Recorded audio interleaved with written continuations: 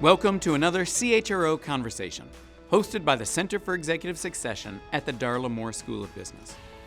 I'm your host, Anthony Nyberg, and today we are speaking with Christy Pombianchi, Executive Vice President and Chief People Officer of Intel Corporation, a Fortune 100 company. As a member of the executive leadership team, she is responsible for aligning the actions of the nearly 125,000 employees who make up this $50 billion company with offices located around the world. Christy previously served in the CHRO roles at Verizon and Corning, Inc.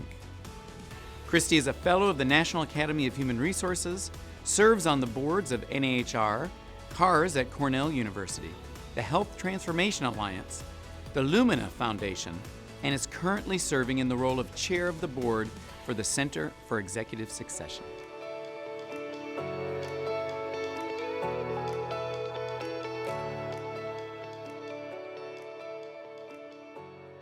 Christy, it is fabulous to have you here on campus. Thank you very much for joining us.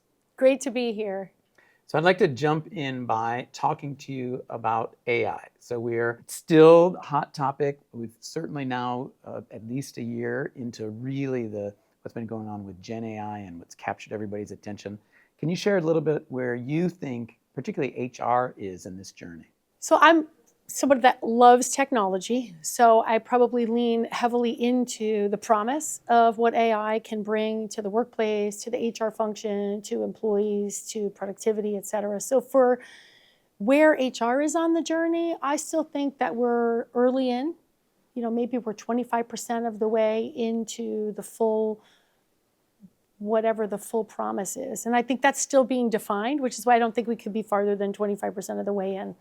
And I think lots of companies are experimenting with it, HR teams are experimenting with it, and use cases are emerging that are going to be winning use cases. And as the technology evolves, newer use cases emerge. So I'm leaning into the talent area and really a space where we could bring employees into it and have them participate so that it reduces the fear of AI, it increases engagement in it. And I also think AI is the kind of technology where there'll be some element of crowdsourcing to find the use cases, make the use cases successful, get the highest value out of it. So with my own team, we're leaning into the talent area where I can give employees tips on their development, career pathing, feedback, similarly tips for managers on some of their management responsibilities with their team, ideas, things to think about. And then I think down the line, there could be other cases where there could be workforce insights, analytics, labor market and talent pool modeling, thinking adjacencies, other things like that can emerge. Are there any other areas that you're seeing companies doing particularly well so far in the AI and particularly the Gen AI space? So I think of AI in like three use cases. One is where it's used as an agent to gather large amounts of data, structured and unstructured, summarize, synthesize it. I think that's a use case that's getting high velocity, lots of traction, lots of success. It's really well oriented to that. I think the next is where you put information into some kind of an AI agent and then ask it to make, to do some tasks like screen resumes or look at all the possible jobs and what are the three right next paths for a potential candidate that's asking it some guidance. And I think that's probably there's moderate adoption. That might be like the next level where it's like an assistant of helping synthesize and make some suggestions, provide some canned answers. I think the third, the least explored area is where the AI is actually doing the work. And in some cases, maybe doing the work and then going all the way to not just screening resumes, but suggesting somebody for hire, or maybe even going so far as to execute the hiring activity. So I think there's very few use cases of that. I myself, and for the function I lead, the company I'm at, I would not want to have AI performing any tasks on its own. I believe like a human at the center. So I like the first case where it can do accelerated information synthesization. I like the idea where it can help do self-help on steroids in terms of giving employees and managers access to HR information, guidance, tips, suggestions.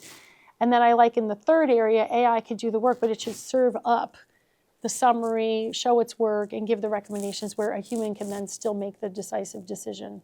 And when we think about transparency, which a lot of people talk about now, where does that play in terms of things like AI? Like how much should we be telling employees about where we're using AI, where it might be making decisions or not making decisions, but providing some input, et cetera? Is that a thing yet? So I would absolutely advocate for transparency because I think it's a trust element. And I think it's, it takes years to build trust and it takes one activity to lose it. And I think to the extent that employees have an expectation that they understand how technology is used, especially when it affects them directly, which I believe most employees have that expectation, then I would err toward being transparent. So your company is very tech savvy and the people within it. How do you think that should play out in organizations, maybe where the employee base is not quite so maybe even understanding of where AI may be taking us and maybe has more fear? So I have worked in both technology companies and companies that are more consumer products and maybe less employee population technical background composition. And I still would strongly suggest that AI is such a catalytic innovation that inclusion is going to drive fear down, and having employees be involved in the use case generation is going to be really important. And I think what's really interesting with AI is just given the fact that so many people have mobile devices and the readiness to just download AI apps for free means that pretty much probably every citizen around the world has touched AI in some way. So even if somebody's working in a job that may not be using computer assets or coding or software, et cetera, they probably are interacting with AI in their personal life. And so I would want to make sure they understood how that might be playing out in their work life and also create a pathway for their ideas. You've been CHRO in from the outside, it seems like three very different companies and even different industries to some extent. So what are some of the first steps you take when you take on the role of being CHRO? So the very first thing I'll want to do is come in and obviously meet as many employees as possible, meet my team, meet the leadership team, and really spend the first 90 to 100 days listening. And I just can't underscore that enough. It's a moment in time where you're taking on a new role where you can ask any question and learn as much as you can about what the challenges are, what's worked, what's not worked, what people's hopes and aspirations are for the company, for the team you're leading, for what they're hoping you can contribute in that role. And so I definitely would lean heavily toward the listening part. And then I bring a lot of people into, typically the top 25 or 30 people in the HR function into helping co-create what should the multi-year strategy be, whatever the right time horizon for your company is. In my case, it was a 5-year time horizon to match the 5-year business strategy in actually all three of my recent CHRO examples, and then use that co-created piece of work to test it on not just the leadership team of the company, but other people in the company that are considered culture or thought leaders throughout the ranks to kind of hone in on, are we working on the right stuff? It's what matters for the company's success, the CEO's priorities, the leadership's and the employees' interests. And would you give that same advice to other leaders that you bring in, whether that's a CFO or chief marketing officer or anyone else? I would. I think listening early in an assignment is really important. And also, especially if you're coming in from the outside, in addition to taking on a new role, you're joining a new company, you're joining potentially a new culture. That's a moment in time where all eyes are on you. And it's going to be really important that you start to listen, figure out what is the culture, what are the direct cues and the indirect cues. And I think that oftentimes we can correlate someone's success over time as an executive with how that first 100-day entry period was. And how about those from the inside? Because there would be a lot of people that would argue that they need to act quickly and at least make it appear that they know all of those things. And to some extent, they probably should know things like the culture. Should they still be waiting and listening and doing some of the things you suggested? So I got promoted up from within for my first assignment, and I had already worked at the company for 7.5 years. And I would strongly encourage my former self and future people being promoted up from within to also do that, because the organization already has a view of you. The team you're inheriting that you're going to lead, the executive team that you're going to interact with, the employees in the company. And so it's a moment where you could say, I'm taking on this new role, and I want to go and listen and hear what the priorities are. What are we doing well? What do we need to do better? What direction would you like to see me take the company or this function or department in? So it's a moment. And if you miss that moment, you can't go back and do it, right?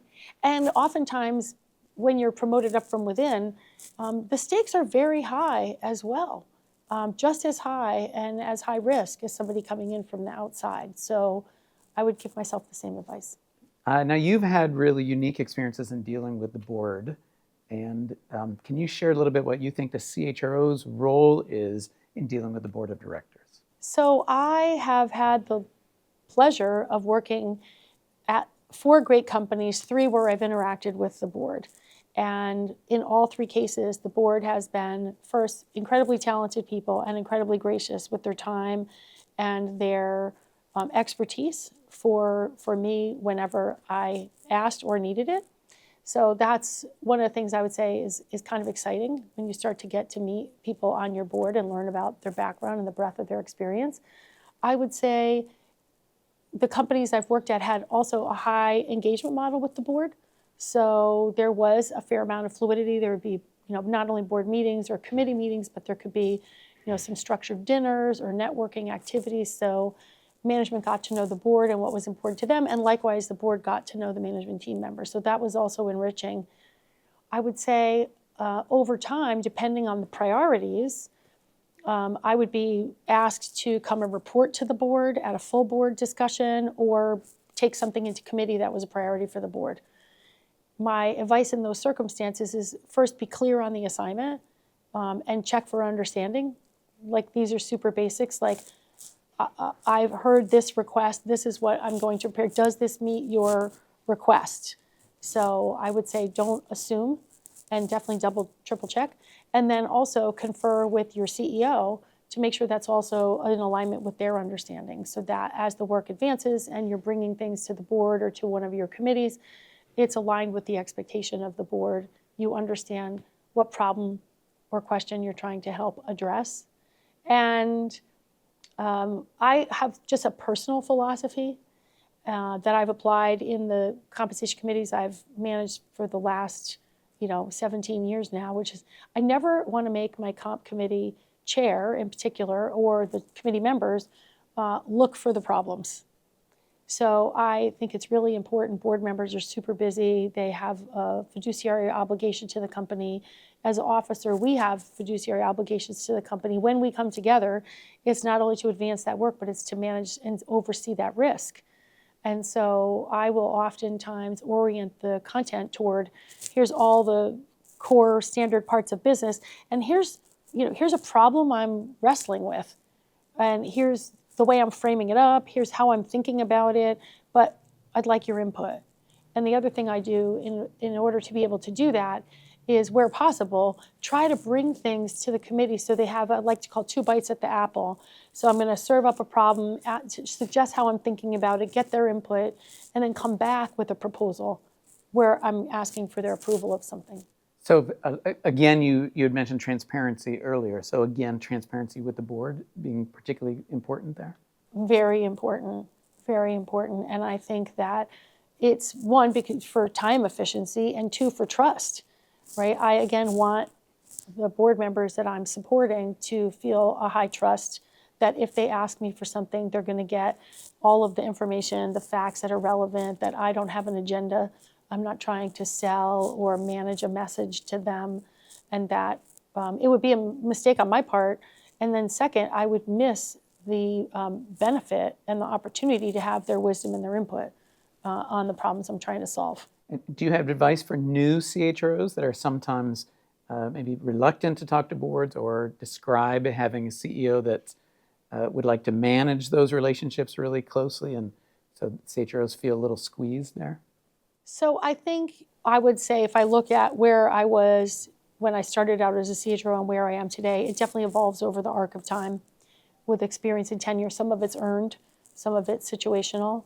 And I would say you have time and start small, right? You have a committee chair. You typically own the compensation committee. There'll be a compensation committee advisor that the board hires, but oftentimes is a shared management advisor. And hopefully if there's high trust there with that committee chair and with the committee's advisor, they can become mentors to you as to how to be effective with the committee, be effective with the board, and evolve in your position over time in interacting with the board. And so I've always tried to leverage my compensation committee chair in that way as a personal advisor or mentor if they were willing to take on that capacity. And you've also worked for 3 very interesting and strong CEOs. What do you think is what would be a kind of an ideal relationship between CHRO and CEO? I think that is a relationship that is a very high trust relationship and also mission aligned.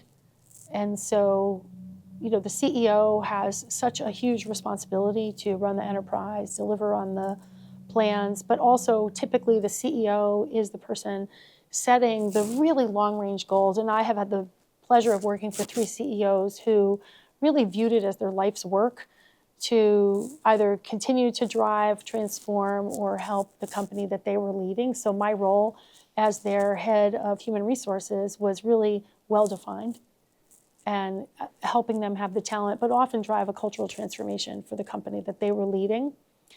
And for me personally, I have often talked to the 3 CEOs I've worked for about how seriously I take the responsibility for running the HR department. And I think the HR department should be a high-functioning operational component of the company, and I view that as a key task. Second, that I want to support them and the enterprise, making sure we have the leadership and the talent for the company, and that I can also be a voice for employees and culture, and are we living and bringing the company to life the way we said we would. And finally, sometimes you find yourself in a position where you have to share information with the CEO that maybe other people aren't willing to. And that's where that high trust comes in and is so important. And so I never exercise that trivially.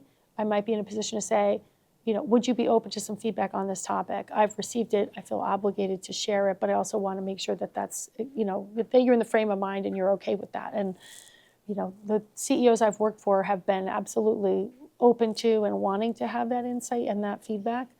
But that doesn't make it easy, right? And so I would say honing your skills in that level of diplomacy is important, but also being seen as somebody that has a high trust relationship with the CEO, but also being seen as somebody trusted by the rest of the leadership team and the organization to be objective is important too. So that's a big balance that a CHRO has to strike. Are there keys to developing that trust with both the rest of the executive leadership team and the CEO? I have tried to be very clear on what are the priorities of the function, transparently have the leadership team support that. So in my 5-year plan, it's directly tied to their 5-year plan. We do an annual human capital planning process that they all have input on so they could see how the objectives, we call them the OKRs in the HR department, tied to their OKRs. So first and foremost, I think it's always about the work. So do they see the work oriented toward and aligned with supporting their initiatives and their work?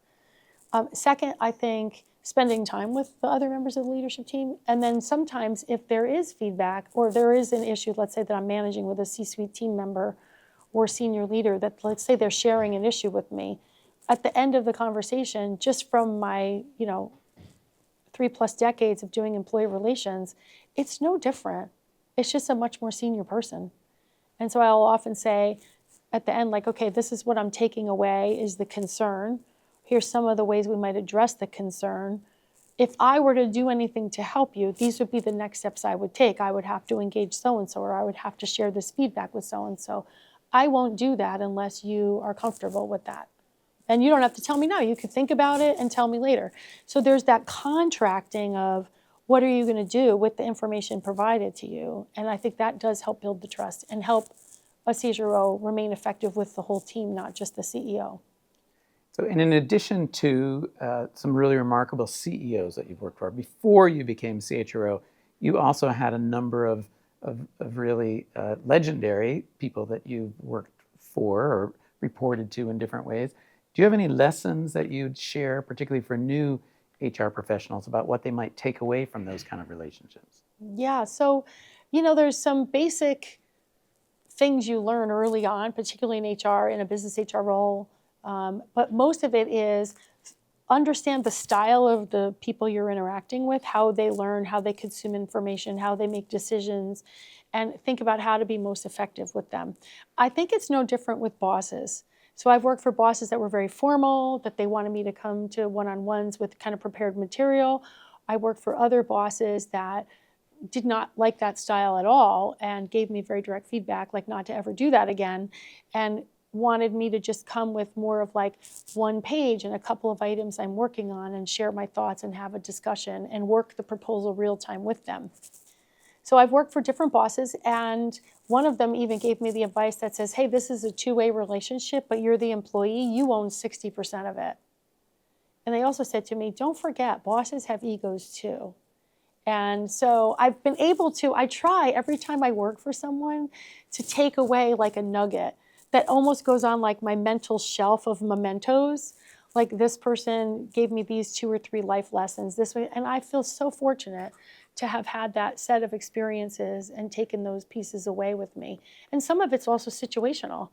Sometimes you're in a crisis. What lesson did I get that worked really well in that crisis? You probably need to be a lot more decisive. There's a little bit less time for consensus and inclusion, where it's high growth, it's a new opportunity. That's probably the right time for high inclusion, high consensus, high involvement.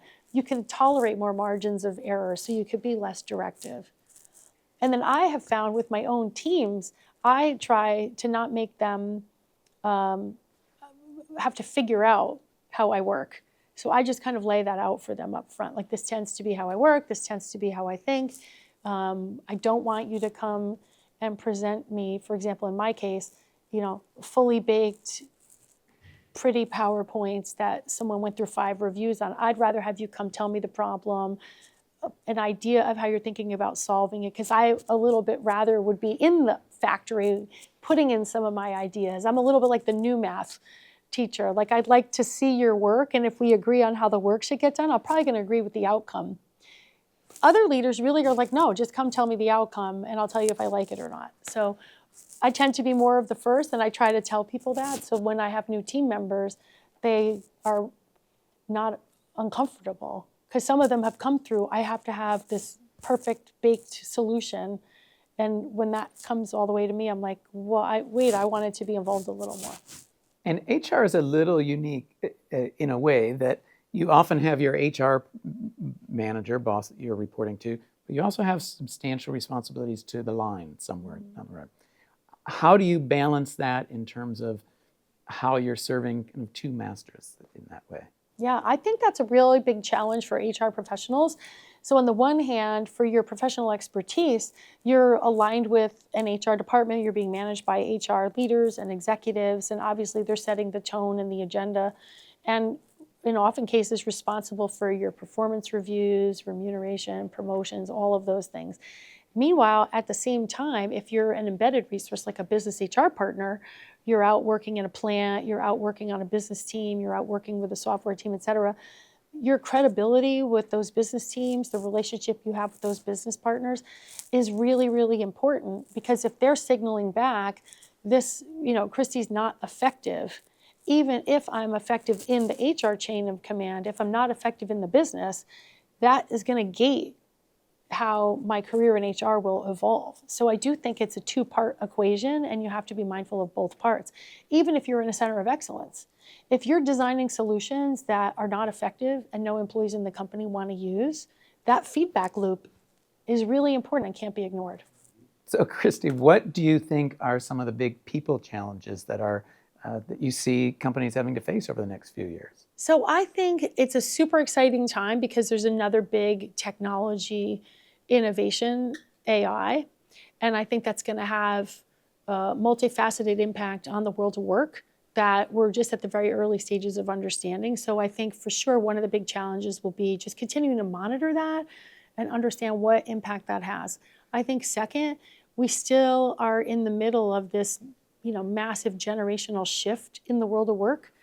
And we're still on the tail end of COVID and workplace practices. As there's talent shortages, as the generations move through, as work practices transform, I think that's another interesting area, how to stay competitive and be an employer of choice and have the talent that you need. And then I also think the other piece of work I'm kind of thinking about in my head is that most of what we have today in our management practices was designed for business models from 20 to 30 years ago, and I'm just not sure they apply as relevantly anymore. And in the HR space, some of that is around like careers and employee development. Employees are working, 30, 40, 50 years now. That's not uncommon anymore. And so a lot of work around management practice, management development, compensation, retirement planning, even out in the government domain of how they've planned for social plans for countries, they're not working. And I think they're going to continue not to work anymore because that whole paradigm has changed. So I think that's going to be another really interesting area. How do you become or stay the employer of choice? If you look at like a business model, like pretending it's a product, I think about it in that way. So how do I make sure I've got the right features that are relevant to my customers? So if my customers are existing employees or potential employees, I want to be constantly pulsing both what's important to them and then what's happening in the market.